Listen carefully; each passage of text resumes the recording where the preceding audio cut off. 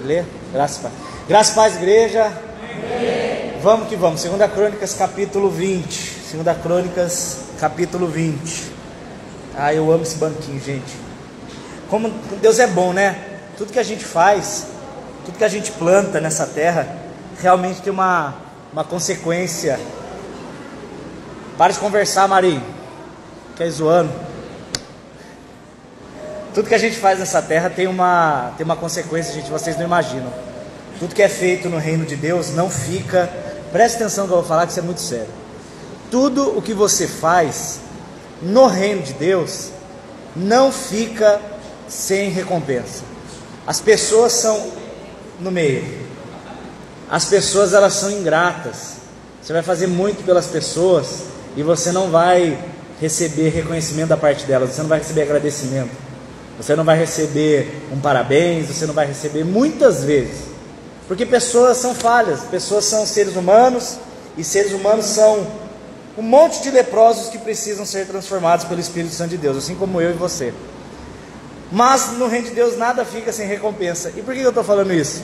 Porque eu me lembro que há um ano atrás, mais ou menos, o Michael comentou que ele não tinha banquinho para tocar teclado. E aí eu fiquei com o coração apertado. Falei, vamos comprar essa porcaria desse banco aí, né? E aí eu fui com ele comprar o banco e hoje quem usa sou eu. Então a gente nunca fica sem recompensa. Isso é demais, né? Hoje quem usa é o gordinho que vos fala. Glória a Deus. Eu só quero justificar a ausência dele, que ela está passando uma fase de uma luta muito grande, de insônia. Gente, eu nunca imaginei que fosse possível isso, você fechar os olhos e não dormir, porque eu, né, igual o Marcelão, come igual um porco, desmaia, dorme, acorda só no outro dia. Agora ela não, cara, ela passa a noite rolando na cama, e aí chora, e a gente ora, ela dorme meia hora e acorda assustada. Então já marcamos médicos, estamos orando. Quando você ora e clama e continua, é sinal de que não é espiritual. E não tem problema nenhum você ir tomar um remédio, porque Deus usa médicos também, isso é tranquilo. Mas ela já está melhor, glória a Deus. Continue orando, por favor, porque a oração de um justo pode muito pela sua eficácia. Tiago capítulo 5. 2 Crônicas capítulo 20, vamos lá? 2 Crônicas capítulo 20. Meu Deus do céu, essa Bíblia. Eu quero trazer essa Bíblia porque eu tenho um amor por ela, mas não dá, ela está caindo muito aos pedaços. Vou ter que aposentar minha filha. Isso aqui já sobreviveu até incêndio no carro. Depois eu conto isso aí. Gente, vamos lá. O dia mau, ele vem. O dia mau, ele vem. O dia mau, ele não vem só para ímpio. O dia mau não vem porque a pessoa não é de Deus. Nada a ver. Até os filhos de Deus, eles vão passar por muitos dias maus. Se você está passando um dia bom, se você falar, ai Dani, comigo não está acontecendo nada, eu falo, querido, então é hora de você acumular intimidade com Deus, para que você passe de pé no dia mau. A vida cristã é de glória em glória. Não existe um homem ou uma mulher de Deus que tem intimidade com Deus que não tem a luta. Isso não existe. As pessoas costumam medir, né, um homem ou uma mulher de Deus, se ele fala bem, se ele conhece a escritura de cor, às vezes se ele canta bem, ou se ele... Não é isso. Não são essas coisas que demonstram. Sabe o que demonstra uma pessoa firme com Deus de verdade? É uma pessoa cheia de cicatriz nas costas. Cheia. Aquela pessoa que passa e luta e está de pé. E passa outro problema e permanece de pé. E vem mais tribulação, ela continua de pé. Ela não é aquela pessoa dependente de bênção. Se eu estou abençoado, eu estou na igreja louvando. Se eu não estou abençoado, eu não quero mais saber de Deus, porque Ele me abandonou. Mentira! Mentira! Já está na hora de parar de ser aquelas criançadas mimada, birrenta, ranhenta, que se Deus tira a chupeta da boca, você não quer mais saber dele. Isso é um absurdo, isso é ingratidão. A nossa firmeza não está, graças a Deus, nas coisas que se veem. 2 Coríntios 4, a partir do verso 18. Nossa firmeza não está nas coisas que se veem, mas nas que não se veem. A gente vive por uma esperança que está proposta. A esperança de naquele dia ouvir o chamado. Naquele dia eu vou estar lá de pé para ouvir o meu nome e ser recebido na glória. Aí sim. E eu vou ainda que arrastando. Eu vou ainda que se não tiver carro 2.0, vai com 1.0 mesmo. Se não tiver 1.0, vai de moto. Se não tiver moto, vai de bike. Se não tiver bike, vou arrastando. Mas eu vou. E não vou ficar para trás, meu Deus do céu. Só que o que fazer, então, nesse dia mau? Porque ele vem para ímpio e para não ímpio. O cara que não é crente, o cara que é crente, os dois passam por problema. Mas o que difere? Qual que é a diferença, então, para mim? Dani, eu sou filho e o meu vizinho não é. Não é injusto que a gente passe pelo mesmo problema e a gente não tenha armas diferentes para lutar com aquele problema, mas a gente tem uma arma diferente. Porque o cara que não é filho, ele não tem para quem correr. Às vezes a pessoa ela tem o pai e a mãe para correr, às vezes ela tem algum parente com dinheiro, ou às vezes ela tem algum recurso financeiro, ou às vezes ela tem algum conhecido que vai ajudar. Mas e quando você não tem ninguém, humanamente falando, para correr? O Filho de Deus, ele tem para quem correr. Ele tem um colo para ir, ele tem alguém que, diga-se de passagem, é muito melhor do que o tio rico para nos ajudar, né? Pelo amor de Deus. O tio rico para abençoar é bom, mas o Altíssimo do nosso lar é muito melhor. Então a diferença é que o filho, ele tem para onde correr, meu Deus do céu. Essa história de que, eu sou qualquer um, eu não sei o que, gente, eu fico extremamente angustiado quando eu vejo crente se tratando como qualquer um. Gente do céu, você não ouse pensar que você é qualquer um. Se você está aqui hoje, meu Deus do céu, como eu queria que a gente pudesse sentir isso por segundos. Se você está aqui hoje, eu não digo hoje aqui nessa igreja em especial, porque tem gente que está assistindo na internet, mas se você está no reino de Deus, se você faz parte, e você sabe que o reino é muito maior do que denominação, o reino está além disso. Se você faz parte do reino, a Bíblia diz assim: nós o amamos porque ele nos amou primeiro. Então eu só faço parte dessa família. E não estou dizendo agora de novo, família, palavra viva, que eu sou muito feliz de fazer parte, mas não estou falando disso, eu estou trazendo para um macro muito maior. O fato de nós fazermos parte dessa família eterna é porque nós fomos escolhidos antes. Nós fomos chamados por Deus e esse chamado chegou nos nossos ouvidos. Eu sei que tem alguns que rejeitam. A Bíblia diz, em Atos capítulo 7, quando Estevão está arrebentando lá com os patriarcas, ele fala assim: até quando vocês vão resistir o Espírito Santo? Então tem pessoas que recebem o Espírito Santo e rejeitam, mas tem pessoas que recebem o Espírito Santo e aquilo comove, e convence, e transforma, e te diz, e você começa a crer. É verdade, há 2000 anos atrás Deus veio em forma de homem e morreu numa cruz por mim, mas você nem estava vivo, mas Ele estava pensando em mim, Ele estava pensando em mim. A Bíblia diz em Hebreus 12, que Ele suportou tudo. A Bíblia, Hebreus capítulo 12, verso 1, Ele fala assim: olhando firmemente para o autor e consumador da nossa fé, Cristo Jesus. Olha o que diz: o qual, pela alegria que lhe estava proposta, suportou a vergonha e passou pela morte de cruz. Que alegria!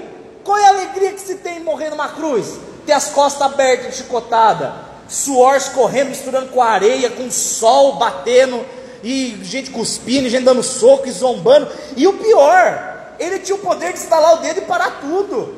Essa é a loucura. Ele podia a qualquer momento estalar o dedo, igual ele fala para Pedro, né? Corta a orelha lá, fala: Pedro, guarda essa espada. Se eu quisesse, eu orava, eu clamava, e o Pai enviaria 72 mil anjos, velho. Gente, 72 mil anjos. Nem o Chuck Norris aguenta com isso aí. Você é louco. Nem a Eli com TPM suporta 72 mil anjos.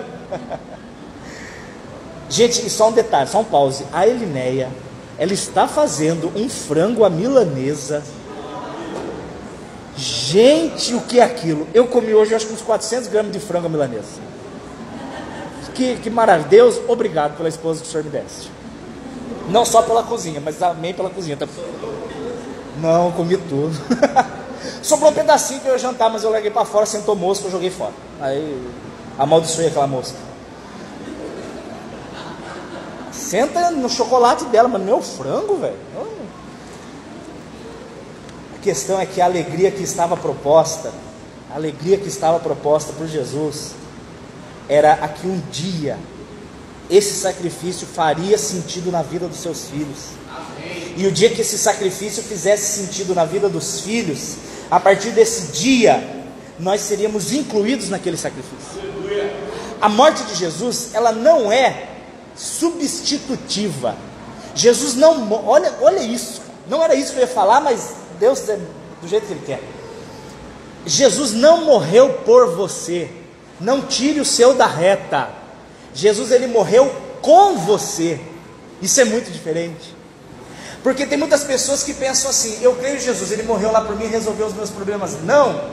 Quando Jesus morre por você, significa que você morreu junto. Você morre a morte junto com Ele. Ele não te deixou para morrer sozinho. É por isso que crente não morre. Essa história, por exemplo, se semana que vem eu bater o carro, capotar e tô lá no caixão, ai, tadinho do Dani, morreu. O seu nariz que eu morri, porque eu já morri na cruz. Eu não morri de novo, eu só fui para casa. É corpo, porque a morte já aconteceu na minha vida lá na cruz. Do mesmo jeito que Ele já ressuscitou por mim, me trazendo salvação, me dando filiação, me dando o Espírito Santo. Eu faço parte da família dele e tenho o nome escrito na glória. Então, a gente não morre de novo, não se morre duas vezes. Nós já morremos com Jesus na cruz. E sabendo de tudo isso, sabendo que eu faço parte da família, sabendo que a morte de Jesus foi inclusiva, me incluiu na morte dele, Ele me chamou. E hoje eu sou uma nova criatura, glória a Deus por isso. Estou no processo, claro. Eu quero fazer uma camisa um dia com um formato de obra, sabe aquele triângulo de obra? E escrever: sou crente, estou em obras. Porque a galera fala: ah, você é crente, você tem que ser perfeito. Meu filho, não sou Jesus. Estou caminhando para ser, mas ainda não sou. Eu gosto muito de uma frase, eu não vou lembrar de quem é. Acho que é Martin Luther King, acho, mas vou chutar. Que diz assim: eu não sou quem eu gostaria de ser, mas graças a Deus eu não sou mais quem eu era. Está entendendo?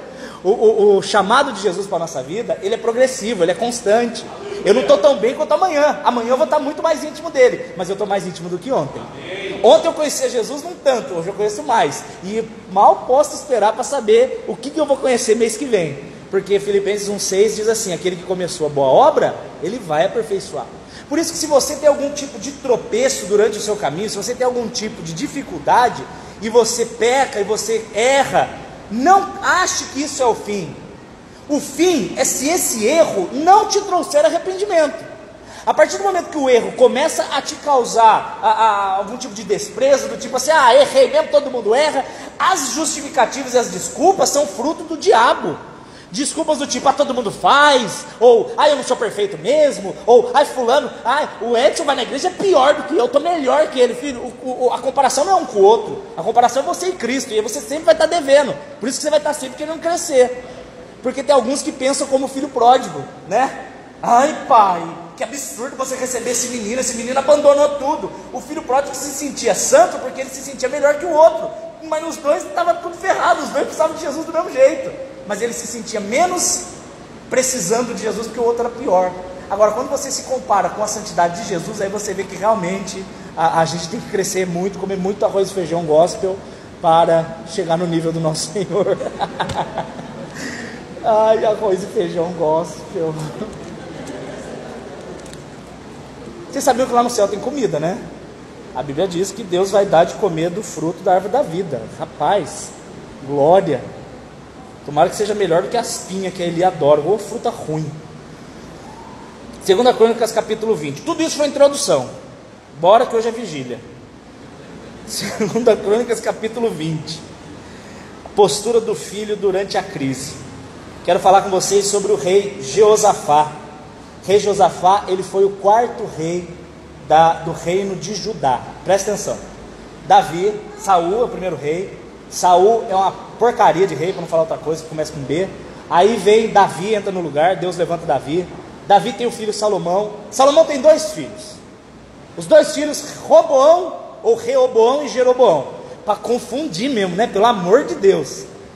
Aí tá lá os dois filhos. Eles têm uma briga civil, não vou entrar em detalhes agora. O reino é dividido. As 12 tribos, 10 tribos ficam em cima entenda norte. O professor de geografia odeia que a gente fale em cima quando sendo norte. Tem algum professor de geografia aqui? Não, né? Então em cima mesmo, azar. Fica em cima do mapa. Era o reino de Israel, as 10 tribos do norte. E no sul ficaram 2 tribos, que era Judá e Benjamim. Essas 2 tribos, veja bem, Deus manteve de propósito. As tribos do sul eram conhecidas como reino de Judá, capital em Jerusalém. Elas eram cuidadas por Deus no sentido de que todos os reis foram de pai para filho, foi sempre hereditário. Então era Davi, pai de Salomão, Salomão era pai de Roboão, aí Roboão pai de Abias, de Asa, Asa de Josafá, e vai embora. Por que Deus manteve de pai para filho?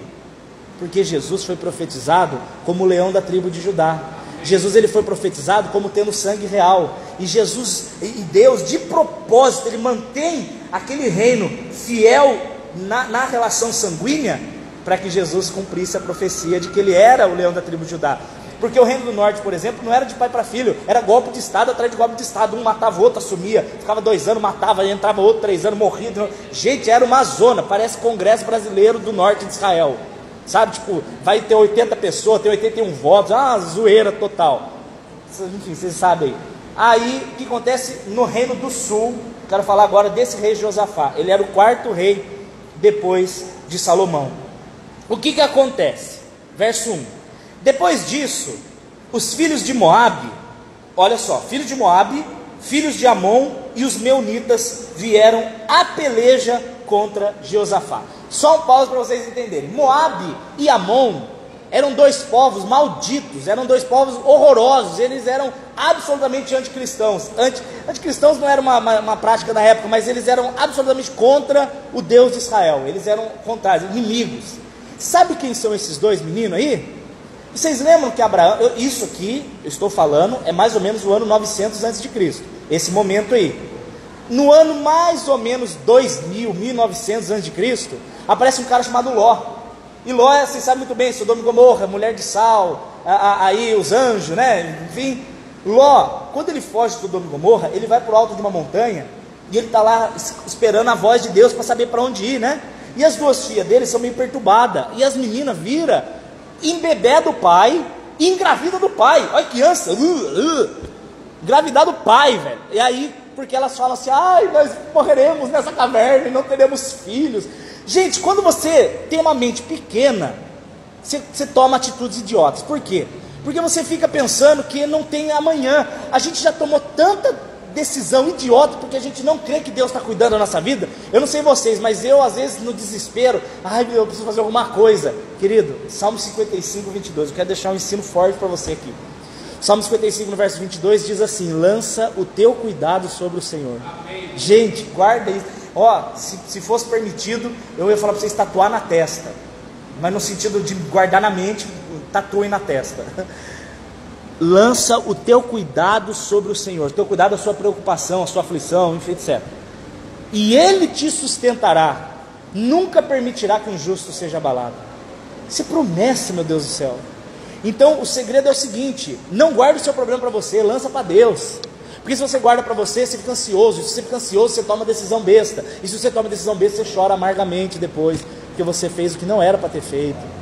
Lança o teu cuidado sobre o Senhor. Essas meninas não fizeram, e aí elas engravidam do pai. E os 2 meninos que saem dela, um deles é o Moabe e o outro é o Amon, que deram origem a esses povos. E então, por que eu estou falando isso? A gente às vezes tem uma ideia de que a graça de Deus se torna uma hipergraça. Como assim? Se eu falar para vocês assim, olha, se eu cometer qualquer tipo de pecado e eu vier a me arrepender, o Senhor me perdoa? Com certeza. Salmo 51, um coração quebrantado nunca será rejeitado por Deus, fato. Ele nunca rejeita um coração quebrantado. Amém. Então eu tenho a garantia de que o que eu fizer, se eu me arrepender, a condição é arrependimento e não remorso. Saibam que a diferença é, o remorso ele traz um peso de consciência, mas o arrependimento traz mudança. Arrependimento sem mudança é remorso. Provérbios, capítulo 28, verso 13. Aquele que confessa os seus pecados e os deixa, alcança misericórdia. Confessa e deixa. Mas aí o que acontece? Eu falo para vocês então, eu posso garantir biblicamente falando que o que vocês fizerem, se houver arrependimento, há perdão. Mas tem gente que abusa desse perdão. Já que Deus me perdoa, eu vou fazer o que eu quiser, depois eu peço desculpa. Veja bem, meu querido, espiritualmente você está perdoado, mas o pecado tem uma consequência terrena que muitas vezes Deus não vai segurar a avalanche que você está causando. Ele não vai. Cada vez que você peca, é como uma faca entrando mais fundo no seu coração. Você vai ficando mais viciado naquilo, você vai ficando mais preso naquilo.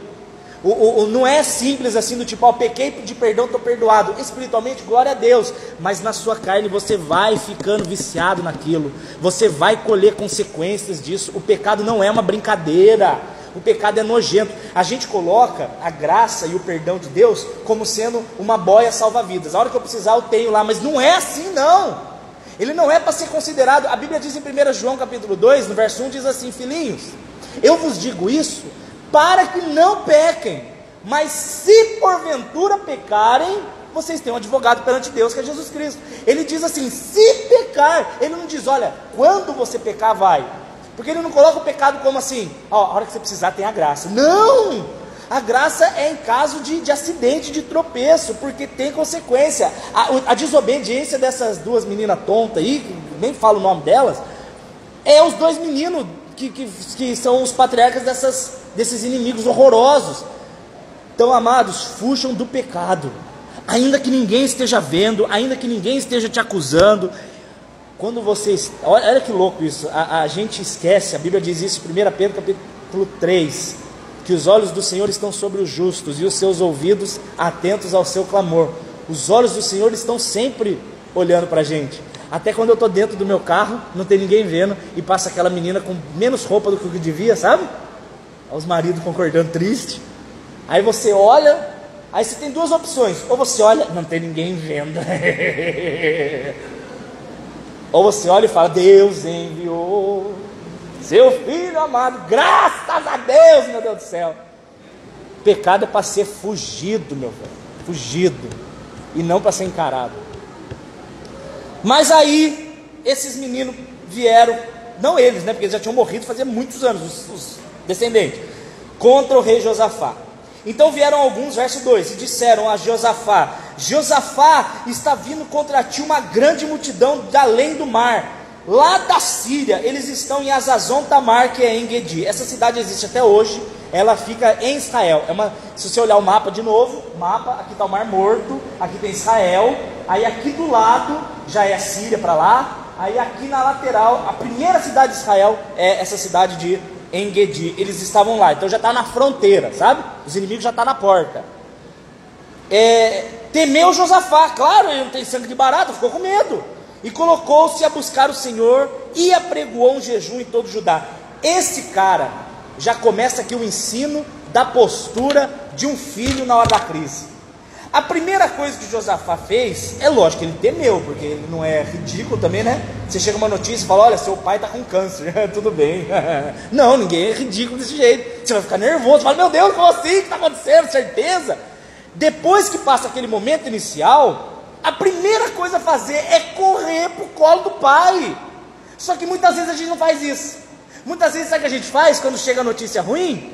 A gente corre fazer conta, a gente corre contar para alguém, liga para o pastor, socorro, pastor Itamar, ai, está acontecendo. Antes de fazer isso, meu Deus do céu, antes de começar a fazer conta, antes de ficar preocupado, antes de ficar desesperado, vai buscar a presença do Senhor. É isso, porque a nossa ansiedade, ela não tem, a nossa preocupação, ela não tem limites, ó. É impressionante. Quer ver um exemplo disso? Quando você que tem filho, por exemplo, deixa eu pegar alguém que tem filho, pegar o pastorzão meu, aí tá lá o Marlon sai para treinar o parkour, ele diz que é para treinar parkour, mas é para ver a Isabela escondida, enfim, deixa para lá. Aí ele vai lá treinar o parkour, e aí a pastora Val começa a sentir alguma coisa estranha. Ai meu Deus, acontecendo alguma coisa com o Marlon, porque mãe tem umas dessas, né? Do nada, é dor de barriga porque comeu muito, ai meu filho, acontecendo alguma coisa. Aí telefona pro menino, aí ele tá lá pulando os muros dele lá, fazendo as loucuras, e ele largou o celular na mochila e não atendeu. Aí ela liga, ai Tamar, Marlon não atende.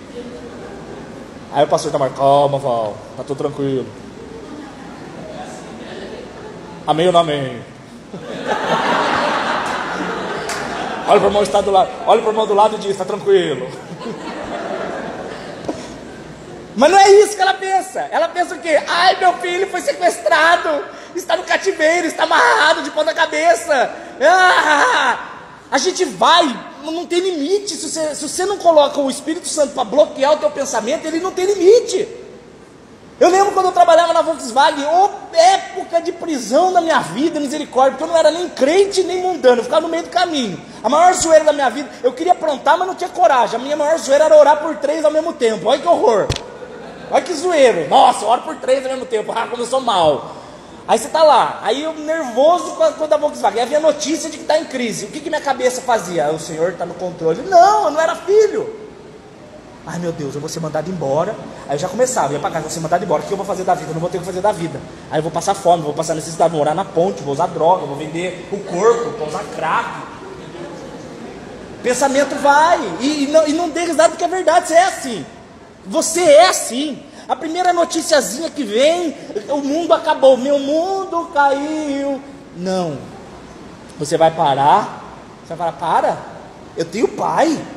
Amém. Eu tenho dono, tem alguém sobre a minha vida que cuida de todas as coisas, para chegar em mim, oh meu Deus do céu. 1 Pedro capítulo 5, verso 8, sede sóbrios e vigiai, o diabo vosso adversário anda ao vosso derredor, rugindo como um leão, buscando a quem possa tragar. Aonde que o diabo está?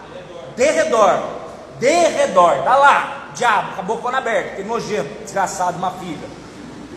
Só que olha o Salmo 34, o anjo do Senhor acampa onde? Ah, a Bíblia ela é tão demais que ele coloca palavras de propósito. O diabo está ao derredor, mas o anjo está no redor. Significa que para ele chegar em mim tem que passar pelo Senhor primeiro. É isso. Esse tipo de mentalidade é a postura do filho. E o Josafá na hora temeu, claro, porque ele é humano, a gente tem medo, lógico, mas o medo não dominou. Porque um coração firmado de fé não é um coração dominado pelo medo. Isso é simples. Ai, eu estou tão ansioso ultimamente, estou tão nervoso, ai, não sei o que. É falta de Espírito Santo no teu coração. Qual foi a última vez que você se entregou? Qual foi a última vez que você colocou aquele louvorzão? Sabe? Como é que é aquele do canarinho de Cristo lá? É isso, meu Deus. Tem filho ligando, o pai não vai atender. Gente, sabe qual é a música que eu mais ouço no meu carro? Além do Rio Azul, é só choro. Olha, eu dirigindo adulto, o ranho escorrendo pra cara assim. Pensa se vem medo, não vem, porque é a firmeza da presença, vem medo, claro, porque eu tenho um monte de notícia ruim, jeito de viver da fé, desculpa Senhor, mas entenda bem, é um horror, porque você não tem garantia de nada, a não ser o Senhor, lógico, que é toda a garantia que a gente precisa, mas vem aqueles momentinhos humanos, malditos de, ai, não vai dar, hein, vai passar vergonha, hein, aí você fala lá, ai, além do Rio Azul, ou bote outro louvor da sua preferência, tá? Amém. E aí, cara, o Espírito Santo de Deus, ele vem e ele acalma, e ele fala, calma filho, calma, eu não perdi o controle ainda das coisas. Tinha um louvor da minha igreja antiga, que eu não sei se é um louvor que existe, porque eu nunca ouvi além de lá, que ele falava assim, ainda que as águas tumultuem, Deus está no trono. Alguém já ouviu isso aí? Então, eu acho que é deles mesmo, acho que é o Lucas que escreveu, não sei. Ainda que as águas tumultuem, Deus está no trono. Ainda que amigos me desamparem, Deus está no trono. Ainda que recursos me faltem, Deus está no trono. Deus nunca sai do trono. E Josafá faz o que? Ele temeu o Senhor, apregoou o jejum em todo Judá. Todo Judá se juntou para pedir socorro ao Senhor. De todas as cidades de Judá veio o povo para buscar ao Senhor. Verso 4. Aí no verso 5, Josafá se colocou de pé na congregação de Judá e de Jerusalém, na casa do Senhor, diante do átrio, e disse, Senhor, Deus dos nossos pais. Eu vou pular para o verso 12 por causa do tempo. Mas olha a oração mais, para mim, uma das mais fantásticas da Bíblia. Eu não vou dizer que é a mais, porque o Pai Nosso acho que é mais, mas a segunda, na minha humilde opinião. Olha o que ele fala no verso 12. Olha aí. Josafá ele vai clamar a Deus por causa do ataque dos inimigos. Ó nosso Deus, não os julgarás? Pois em nós não há força perante essa grande multidão que vem contra nós. Não sabemos o que vamos fazer, mas os nossos olhos estão postos em ti. Gente, isso é uma declaração total de dependência. Como assim? O pecado, a intenção do pecado é te fazer se sentir independente de Deus, faz o que você quiser, faz o que você tem vontade, porque você não precisa agradar a Deus. Isso é a intenção do pecado. Já a dependência de Deus é o contrário, é quando você entrega para Deus todo o seu livre-arbítrio. Você fala: Senhor, eis-me aqui de coração inteiro, para o Senhor fazer o que o Senhor quiser. E aqui, olha só a oração dele. Primeiro: Senhor, em nós não há força. O que é isso? É uma declaração de total incapacidade. Não sou eu quem vai resolver, mas eu sei que o Senhor vai. Eu não tenho força, mas o Senhor tem. Eu não sei o que fazer, mas eu sei que o Senhor sabe. O que eu posso fazer? Os meus olhos estão postos em Ti.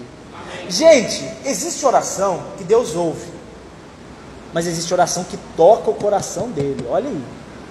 Quando Daniel está orando, a Bíblia diz que desde o primeiro dia Deus já estava ouvindo, porque era uma oração que tocou o coração dele, e Deus moveu Deus a mandar o anjo para responder a Daniel. Esse tipo de oração, eu vou te dizer um segredo, isso é uma chave bíblica nossa, eu ia falar chave bíblica do sucesso, mas parece teologia da prosperidade, mas é uma chave bíblica do sucesso. Você, diante de qualquer problema, clame desse jeito, clame: Senhor, eu não tenho força, Senhor, eu não sei o que fazer, mas uma coisa eu sei: os meus olhos estão no Senhor. Gente, você acabou de pegar o seu problema, você falou: papai, não sei resolver, mas está aqui, o Senhor sabe. E aí, cai no que eu falei do Salmo 55, verso 22. Aí você lançou sobre ele a vossa preocupação. Eu misturei com 1 Pedro, capítulo 5, verso 7. Lance sobre ele a vossa ansiedade, porque ele tem cuidado de vós. Salmo 55, 22 é: lança o teu cuidado sobre o Senhor, ele te sustentará, nunca permitirá que o justo seja abalado. Meu Deus do céu, glória a Deus. A Bíblia não mente, Deus não pode mentir. Se ele disse que eu lançando sobre ele o meu problema, ele vai me sustentar, então eu vou lançar sobre ele todos os meus problemas, porque ele vai me sustentar. E não é só problema grande não, viu? A gente tem uma tendência a achar que Deus categoriza os problemas como sendo alguns irrelevantes. Nada a ver, até sua unha encravada é importante para Deus. Eu já vi Deus responder cada coisa pequena.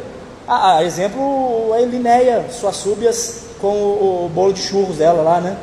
Só ela também para chorar por causa de um bolo, mas enfim, Deus respondeu para a menina. Glória a Deus. Todo Judá, verso 13, estava em pé diante do Senhor, também as crianças, as mulheres e os filhos. Aqui já dá um ensino para envolver a família inteira em oração, mas não vai dar tempo, e deixa o pastorzão para isso, que eu não tenho nem filho para falar de filho, né? Então veio o Espírito do Senhor sobre a congregação, sobre Jaziel, o filho de Zacarias, filho de Benaia, filho de Jeiel, filho de... Meu Deus, quantos pais! 15. Disse então Jaziel: preste atenção, Judá e moradores de Jerusalém, e principalmente você, rei Josafá.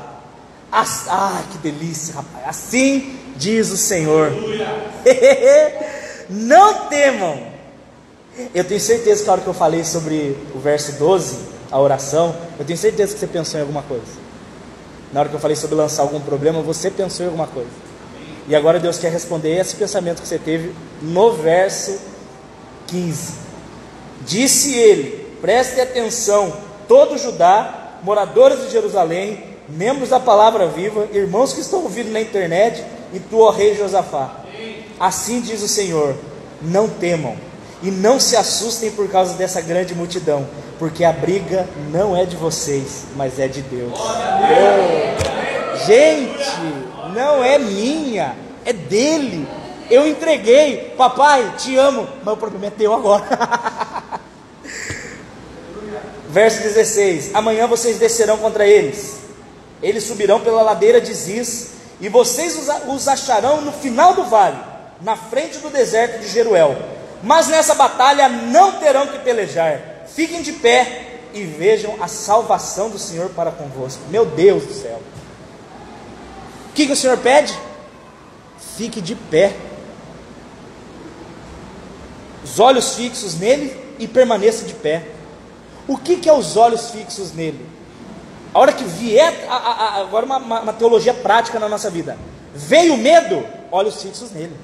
Veio o temor, pai, eis-me aqui, papai, cuida, problema seu, me ajuda. Veio o temor, eu lanço para ele.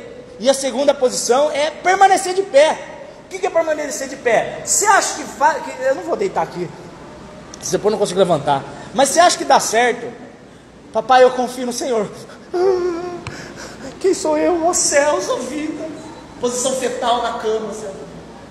Isso não é postura, isso não é postura. Isso não é para isso que Deus te chamou. Esse microfone está suando a minha mão.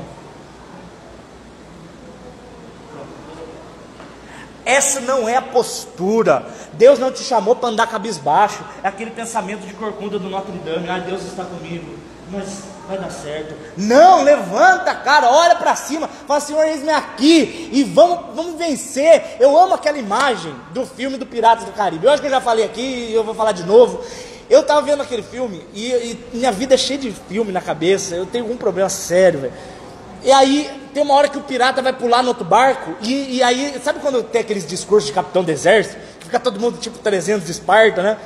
Aí o capitão, não, porque nós vamos invadir o navio, nós vamos vencer. Aí tem um pirata que tá tão louco, ele morde a faca, velho. Ele pega duas, aí como não cabe mais faca na mão, ele bota no dente.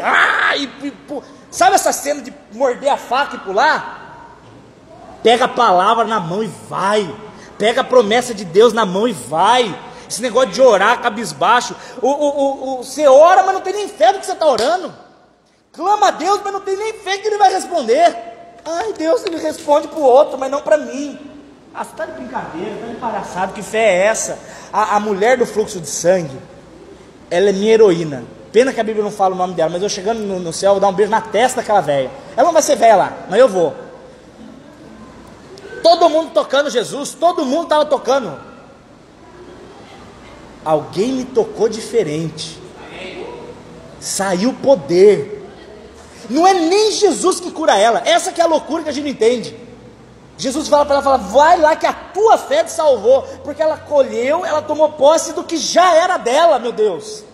Eu já contei para vocês a história da menininha do orfanato. A menininha que ela chegou para a dona do orfanato lá, a diretora, sei lá como é que chama, não sei, a tia velha lá do orfanato.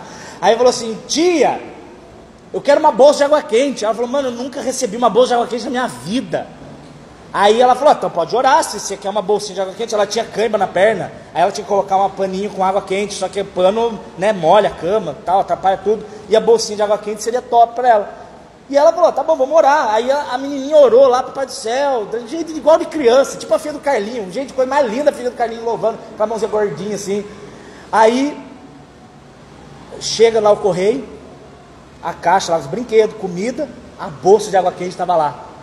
Mas o milagre maior para mim não é a bolsa de água quente estar lá, é que aquela caixa tinha sido enviada há 5 meses, e por um mistério só chegou naquele dia.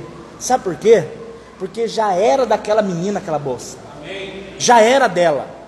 Só que ela só tomou posse do que já era dela quando ela creu e ela orou clamando pelo que já era dela. Amém. Vocês estão entendendo? A mulher do fluxo de sangue, ela só colheu a cura porque já era dela, e ela foi a única lá que teve certeza disso. Falou, eu vou tocar porque eu já sei que eu estou curada.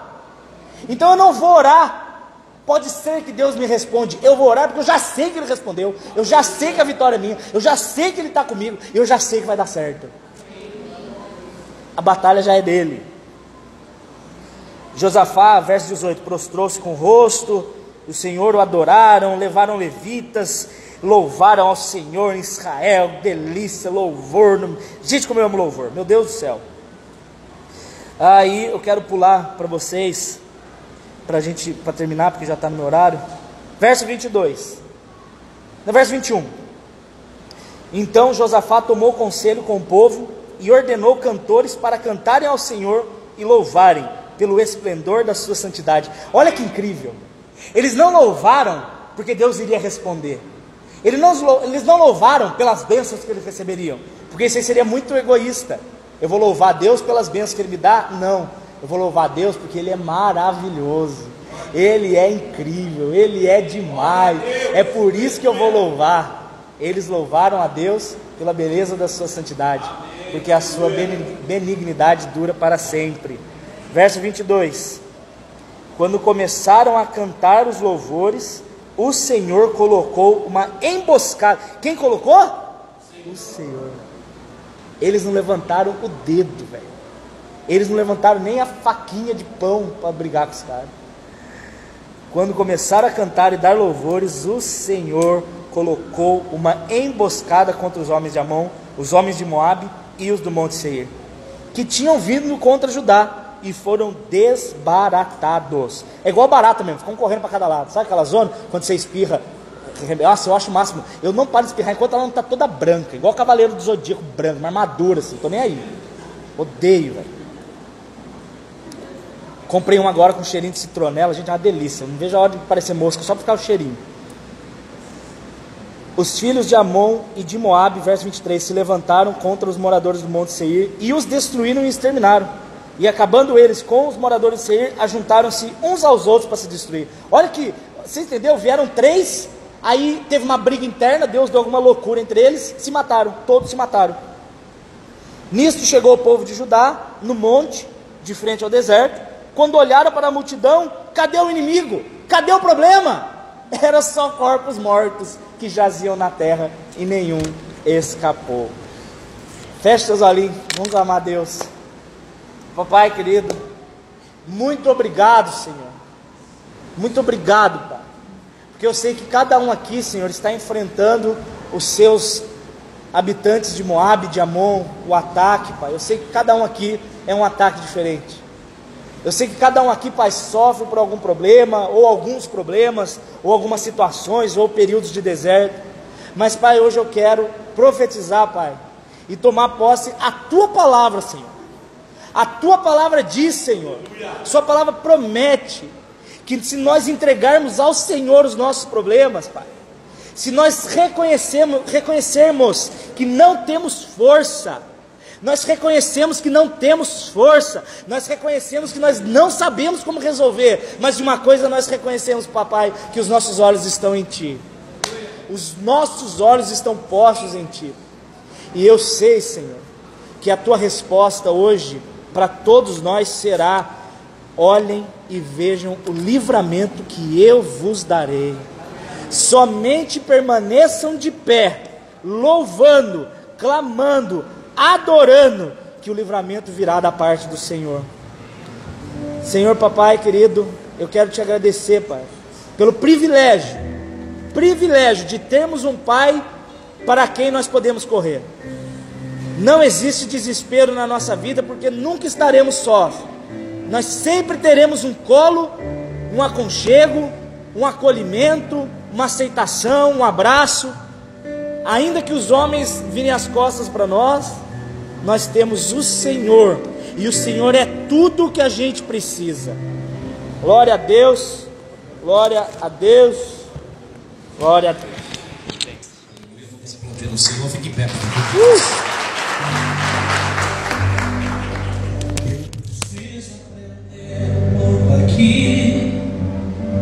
Eu preciso aprender um pouco ali.